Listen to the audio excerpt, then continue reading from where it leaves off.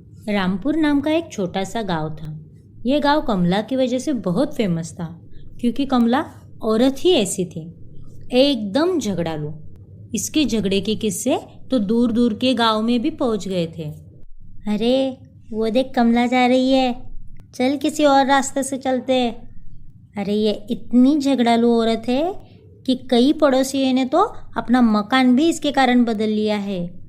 हाँ, मैंने भी सुना है कि इसकी वजह से इसके आजू बाजू के घर भी खाली है, ना तो बिक रहे हैं ना कोई किराए पे लेता है। वो दोनों रास्ता बदलने ही वाले होते हैं कि उतने में कमला वहाँ पे आ जाती है। अरे क्या बात है, मेरी तरफ ऐसे घूर घूर कर क्या बातें कर रही हो हैं? मुझे पता है मेरे बारे में ही बातें कर रही हो तुम दोनों। अरे नहीं नहीं दीदी, हम आपके बारे में क्यों बात करेंगे, हम तो बस ऐसे ही इधर उधर की बातें कर रहे थे। कमला गुस्सा होकर उन दोनों के हाथों से सामान ले लेती है और ज़मीन पे फेंकती है। आगे से एक बात याद रखो कि मेरे बारे में बोलने से पहले 100 बार सोच लेना। कमला कम नहीं थी, रोज किसी न किसी से झगड़ा करती रहती थी। फिर एक दिन, अरे यहाँ पर तो मैंने अपना बैग रखा था, तेरी यहाँ खड़े रहने की हिम्मत कैसे हुई? जी वो आपका बैग साइड में रखा था, मैं तो सुबह से यहाँ पर खड़ी हूँ, और ऐसे बैग रख के कौन चला जाता है? अच्छा, तो मैं पागल हूँ जो राशन का इंतजार कर रही हूँ? राशन का इंतजार तो सब कर रहे हैं, आप कौन सी मिनिस्टर है? उस औरत की बात सुनकर आसपास की सारी औरतें हैरान रह जाती है। हे भगवान, कौन है यह औरत? नई नई आई है क्या? अब तो कमला इसे नहीं छोड़ेगी। कमला उसे बहुत सुनाती है और खुद आगे खड़ी हो जाती है। अब आगे से मुझसे पंगा लेने से पहले 100 बार सोच लेना। खैर, उस औरत का तो कमला हिसाब कर ही देती है, लेकिन कहते हैं ना, ऊंट पहाड़ के नीचे तो आ ही जाता है। फिर एक दिन, अरे शीला, जरा इधर तो आना। शीला डरते हुए कमला के पास जाती है। क्या क्या है दीदी, क्या हो गया? मैंने तो कुछ किया भी नहीं, चुपचाप जा रही थी। अरे इतना क्यों डर रही है? मैं कौन सा तुझे खाने वाली हूँ? मैं तो सिर्फ पूछ रही थी कि कोई लड़की हो तो बता, मेरे बेटे के लिए बहू देख रही हूँ। अब तू तो जानती है कि कोई कमी तो है नहीं है मेरे घर में, जो भी लड़की आएगी राज करेगी। हाँ बताती हूँ, मैं अभी जाऊँ? अरे क्या बताती हूँ, तेरी लड़की है ना, सुना है बहुत सुंदर है, क्या कमी है मेरे बेटे में? जी हाँ, मैं सोच के बताती हूँ। और शीला अपने घर आ जाती है। पिंकी, अरे ओ पिंकी। पिंकी, जो कि बहरी होती है, माँ को देख के समझ जाती है कि उसे ही बुला रही है। हाँ माँ, क्या हो गया? कोई भूत देख लिया क्या जो डर कर भाग रही हो? अरे वो कमला है ना, वो किसी भूत से कम थोड़ी है, बहुत ही झगड़ालू औरत है। लगता है उसने तुझे देख लिया है, वो अपने बेटे की शादी तुझसे करवाना चाहती है। अरे बेटी, उसे क्या पता कि तू बहरी है? पिंकी माँ के चेहरे को ठीक से पढ़ नहीं पाती और कहती है, ठीक है ना माँ, मुझे कोई प्रॉब्लम नहीं है, मैं तो खुश हूँ इस पर भी। क्या तू कमला के बेटे के साथ शादी करने के लिए खुश है? अरे ठीक है ना माँ, मुझे कोई प्रॉब्लम नहीं है। ठीक है फिर, जब तुझे ही शादी से इनकार नहीं तो हम लोगों को भी प्रॉब्लम नहीं। वैसे भी उस कमला को छोड़ दो तो उस घर में सब अच्छा है। और फिर पिंकी और कमला के लड़के की शादी हो जाती है। अरे शीला, तू तो सगी माँ है ना पिंकी की, फिर क्यों कमला के घर बेटी बिहा दी? अरे तो क्या करती, बड़ा घर, सुंदर लड़का, ऊपर से मेरी बेटी तो बहरी है, कौन करता उससे शादी? और वैसे भी कमला कब तक जिंदा रहेगी? उसके बाद तो मेरी बेटी को ही राज करना है उस घर में। अरे कुछ नहीं बता सकते, ऐसे लोग तो भगवान को भी पसंद नहीं आते। फिर कुछ दिनों बाद, वाह माँ, क्या लड़की चुनी है आपने मेरे लिए, लाखों में एक है, मान गए आपको। क्यों, क्या हो गया? ऐसा क्या खास है उस गोरी गुड़िया में?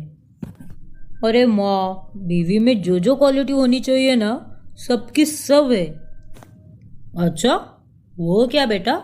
जरा हमें भी तो बता दे कि ऐसी क्या खास बात है बहू में। अरे माँ, तेरे डर से उसके मायके से कोई आता नहीं, और तो और वो किसी भी बात का उल्टा जवाब भी नहीं देती। कुछ बोलो तो इतनी प्यारी सी स्माइल करती है कि मन ही नहीं करता कि उसे कोई काम बताए। अच्छा, क्या बात है बेटा? अभी तो कुछ ही दिन हुए उसे घर में आए और तू उसकी तारीफों के पुल बांधे जा रहा है। माँ का प्यार व्यार सब भूल गया क्या? तभी वहाँ पिंकी आती है। सास समझ जाती है कि पिंकी ने उसकी सारी बातें सुन ली है। अरे ये क्या माँ, धीरे तो बोलना था ना, अब वो क्या सोचेगी? पिंकी मुस्कुरा रही होती है। अरे तू क्या ऐसे देख रही है? डरती थोड़ी हूँ तेरे से। कौन से तेरे घर का खाना खाती हूँ? मेरा मुंह है, मैं जो चाहे बोलूँगी। पिंकी को सुनाई तो कुछ नहीं देता था, बस वो ये समझ जाती है कि सास किसी बात पर गुस्सा हो रही है। अरे क्या हुआ माँ जी? ऐसे इस उम्र में गुस्सा करना ठीक बात नहीं है, बीपी बढ़ जाएगा आपका। मैं चाय बनाकर लाती हूँ और रात को आपके सर पे तेल भी लगा दूंगी। ऐसा कह के पिंकी वहाँ से चली जाती है। देखा माँ, देखा कितनी प्यारी है। अब किसी और के घर वालों के बारे में तू ऐसे बोलती ना तो तेरे आगे बवाल खड़ा कर देती, लेकिन ये कितनी अच्छी है ना माँ। ठीक बोल रहा है तू, पर इतनी जल्दी मैं कोई फैसला नहीं ले सकती। अरे ऐसी भी कोई लड़की होती है जिसके माँ को बोलो और वो शांति से मुस्कुराती रहे?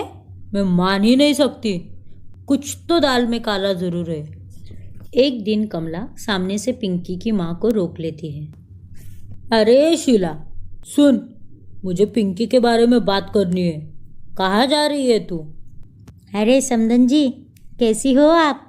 वो मैं ज़रा बाजार जा रही थी सब्जियाँ खरीदने, और बाद में शादी का हिसाब किताब भी तो करना है। हिसाब किताब तो मैं तेरा करती हूँ, और ये तेरी बेटी को कौन सी बीमारी है? शीला समझ जाती है कि बेटी बहरी है। ये बात कमला को पता चल गई है। जी, वो क्या हुआ? अरे जब देखो तब मुस्कुराती रहती है। अरे कितनी भी खरी खोटी सुना दो, कोई फर्क ही नहीं पड़ता उसको तो। ऐसा क्या खिलाया था तूने? शीला राहत की सांस लेती है कि बेटी की पोल अभी तक खुली नहीं है। अरे वो क्या है ना, मेरी सास भी ऐसी ही सीधी थी आप जैसी, तो मैं हमेशा मुस्कुराती रहती थी।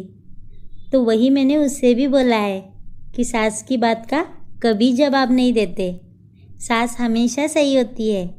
फिर वो सास आपकी जैसी हो तो हाँ हाँ ठीक है, लेकिन तेरी ये बातें हजम नहीं हो रही मुझे। पता तो मैं लगा कर रहूँगी कि ये जो ख्वाब मैंने देखे अपने एकलौते बेटे को लेकर पूरे क्यों नहीं हो रहे। कौन से ख्वाब समधन जी? हो तो गई ना शादी।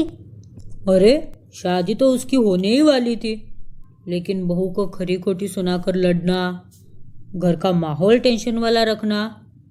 अरे कितना दिल था मेरा, पर यहाँ तो शांति ही शांति है। तभी उसे पिंकी आती दिखती है। अब बताती हूँ उसे सास क्या होती है। फिर कमला जोरों से चिल्लाने लगती है। अरे शीला, दिया ही क्या है तूने मुझे दहेज के नाम पर? सारा नकली सामान और ये बेटी पागल जैसी। फिर पिंकी सास का चेहरा देखती है और समझ जाती है कि सास और माँ में लड़ाई चल रही है। अरे सही तो कह रही है मेरी सास। तुम भी ना माँ, जाओ अपना काम करो, जाओ। तुमको शादी के बाद का सारा हिसाब किताब भी तो करना है ना। चलो जाओ मम्मी जी, चलिए आप चलिए। फिर पिंकी वहाँ से चली जाती है और शीला भी कमला के मुंह पर मुस्कुराकर निकल जाती है। लेकिन कमला, उसका सपना तो बस सपना बनकर ही रह गया।